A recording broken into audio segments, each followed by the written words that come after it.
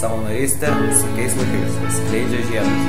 Savanoriškas darbas suteikia tą neįkainojamą jausmą, kad tu reikalingas. Savanorystė tai mainai, duodamas kitiems, gauni savo. Savanorystė tai tokia veikla, kuri yra paremta nuoširdumu, atsidavimu, noru būti reikalingu.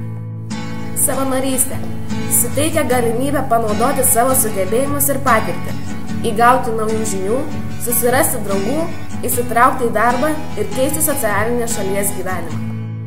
Norint tapti savanoriu, svarbiausi reikalavimai yra gera širdis ir noras. Šiuolaikinė visuomenė sunkiai įsivaizduojama be savanoriško darbo. Nesvarbu, kas savanoris dirbs. Kiekvienas darbas yra svarbus visuomeniai ir jos funkcionavimui. Savanorystė leidžia išbandyti save naujose situacijose. Savanorystė suteikia galimybę į pasaulį pažvelgti kitomis akimis. Mažas darbelis neškia materialinės naudos, gali atvesti žmogaus pasaulį.